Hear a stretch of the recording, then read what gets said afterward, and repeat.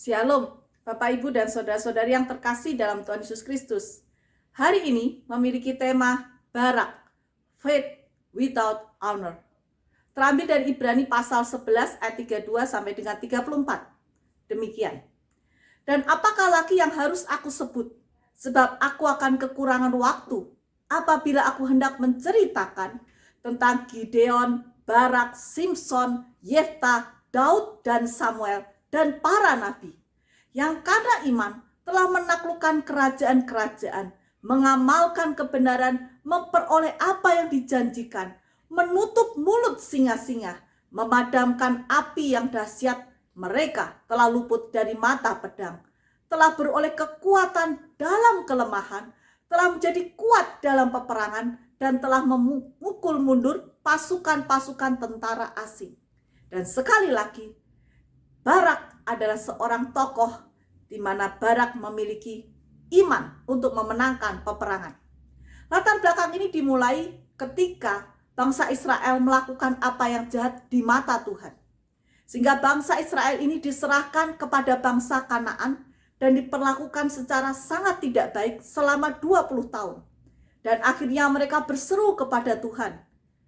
Raja Kanaan yang bernama Yabin pada waktu itu memiliki panglima tentara yang hebat yang bernama Sisera.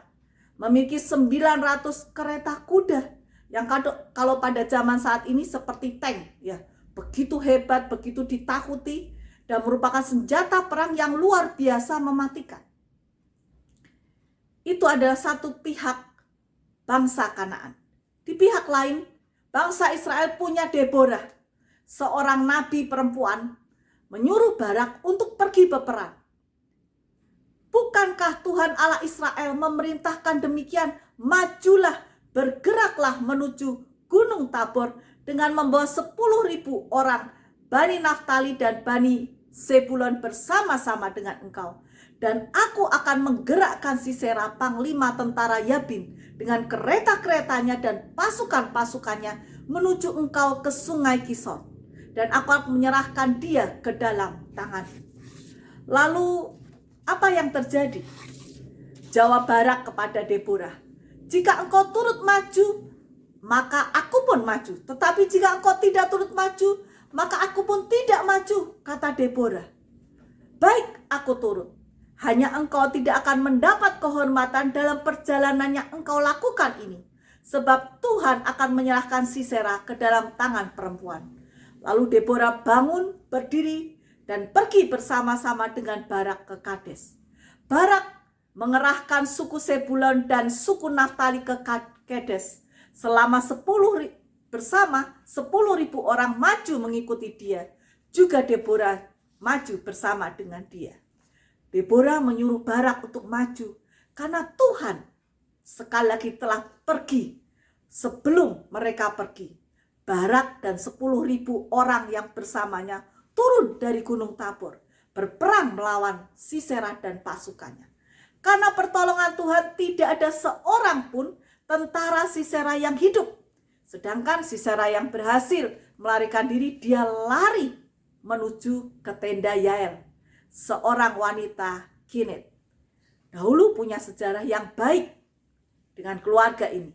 Dan ketika dia dibawa masuk, dia diberikan susu untuk minum dan menyuruhnya berbaring untuk menghilangkan lelahnya. Dan ketika dia tertidur, apa yang terjadi? Maka kemudian mengambil tiang tenda dan kemudian dan palu menancapkan tiang itu melalui pelipis Sisera, membunuhnya. Dan ketika Barak tiba, Yael menunjukkan mayat Sisera kepadanya. Barak dan pasukannya akhirnya menghancurkan Jabin, raja orang Kanaan. Oleh karena itu ada 3 hal yang kita bisa dapatkan dari kisah ini. Yang pertama adalah iman tanpa kehormatan. Tidak mudah mengambil keputusan mengikut perintah Tuhan melalui nabi perempuan bernama Deborah. Tetapi Barak mau mengambil resiko demikian. Bahkan resiko ketika dia tahu dia tidak akan mendapat kehormatan. Yang kedua, karena ia lebih menaruh kepercayaan kepada manusia, yaitu Deborah. Padahal Tuhan sudah memerintahkan melalui Deborah, ia yang harus maju sendiri. maka ia kehilangan kehormatan, di mana kehormatannya kemudian diberikan kepada seorang perempuan yang bernama Yael.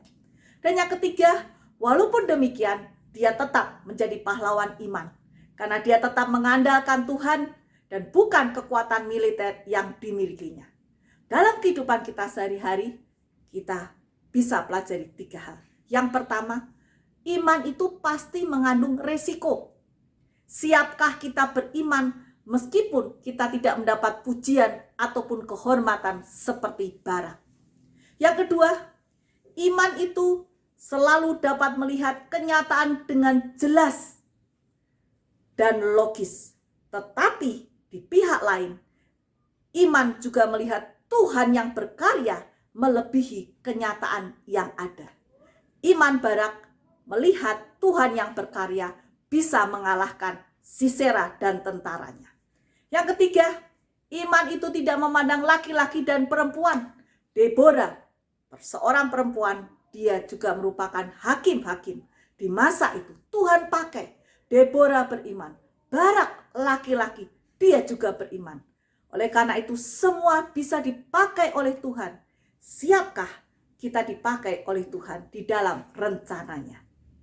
Tuhan memberkati kita. Amin.